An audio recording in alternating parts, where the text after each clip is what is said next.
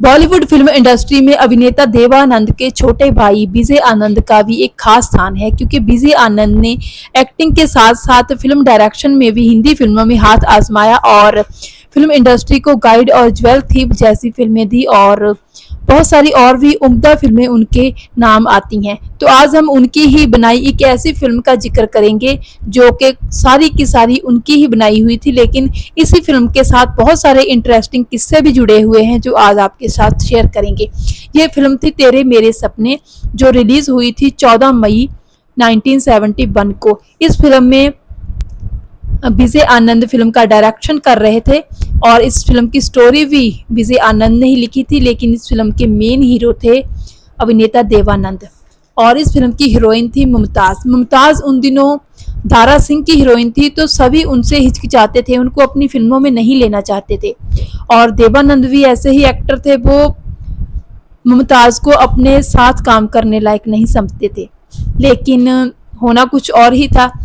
एक बार क्या हुआ कि फिल्म गाइड की सफलता की पार्टी चल रही थी, तभी मुमताज उसी पार्टी में विजय आनंद के पास आती हैं और उनसे कहती हैं कि गाइड फिल्म आपने ही बनाई थी ना।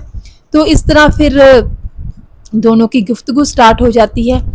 तो फिर उनकी सादगी, मुमताज़ की सादगी विजय आनंद को इतनी पसंद आई कि उन्होंने मन ही मन सोच लिया था कि अपनी अगली फिल्म के लिए वो मुमताज़ को ही एज अ हीरोइन साइन करेंगे। और फिर उन्होंने तेरे मेरे सपने की जब कहानी लिखनी शुरू की, तो वो किरदार निशा का, जो भोला भाला भारतीय हिंदुस्तानी नारी का किरदार था, वो उन्होंने निशा यानी कि मुमताज़ को ही आधार बनाकर लिखना शुरू किया था। और जब इस फिल्म की पूरी कहानी तैयार हो गई और देवानंद को सुनाई और देवानंद को बताया कि वो इस फिल्म में मुमताज़ को हीरोइन लेना चाहते हैं, तो देवानंद ने कहा था कि मुमताज़ को हीरोइन मत लो, ये बहुत बड़ा रिस्क होगा। उनका कहने का मतलब यही था कि वो देवानंद वो दारा सिंह की फिल्मों में काम कर रही हैं, तो उनका इमेज वो अलग तरह का है, वो कमर्शियल फिल्मों के लिए नहीं है। लेकिन विजय आनंद को पूरा विश्वास था कि उस किरदार निशा के लिए मुमताज़ बिल्कुल सही ठीक बैठेंगी। तो इस तरह मुमताज़ को फिल्म में साइन कर लिया जाता है और ये फिल्म जो तेरे मेरे सपने फिल्म थी, ये मेडिकल क्षेत्र में होने वाली बेईमानियों की बात करती है, उसी पर आधारित ये फिल्म थी। और इस फिल्म में देवानंद ने डॉक्टर आनंद का किरदार निभाया था और इसके अलावा विजय आनंद भी इस फिल्म में शामिल थे। विजय आनंद ने भी डॉक्टर जगन्नाथ कोठारी का किरदार निभाया था, लेकिन विजय आनंद ने इस बात का ध्यान रखा था कि उनका किरदार देवानंद के किरदार से ज़्यादा भारी और ज़बरदस्त ना हो। हालांकि उनका किरदार जैसे जैसे फिल्म बनती गई, कहानी आगे बढ़ती गई, किरदार ज़्यादा अच्छा लगने लगा।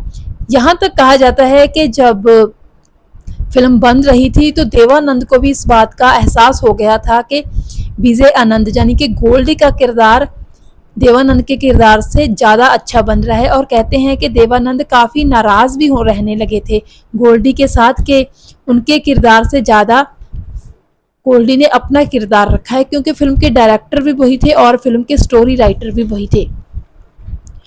कहते हैं कि 2-3 दिन तो देवानंद शूटिंग पर भी नहीं पहुंचे थे, क्योंकि उनको काफ़ी गुस्सा था कि उनके किरदार से बढ़कर गोल्डी ने अपना किरदार कर लिया है फिल्म में। लेकिन गोल्डी को भी अपने देव पापा की नाराज़गी का काफ़ी दुख था। गोल्डी अब देवानंद को देव पापा कहते थे। और इसी फिल्म का ही एक गीत था, देश को खा गई नेतागिरी।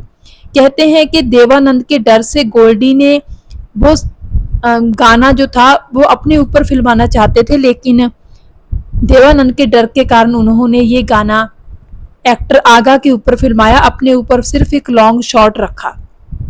हालांकि ये फिल्म फ्लॉप रही थी, लेकिन इस फिल्म को क्लासिकल कल्ट फिल्मों में से एक माना जाता है। इसी फिल्म के साथ जुड़ा एक और किस्सा है कि इस फिल्म में हेमा मालिनी का भी किरदार था, एक एक्ट्रेस का किरदार था जो उन्होंने गेस्ट अपीयरेंस के रोल में किया था। तो मुमताज़ उन दिनों काफ़ी खफा हो गई थी गोल्डी से कि जब फिल्म में वो काम कर रही हैं तो फिर हेमा मालिनी को क्यों लिया जाना है।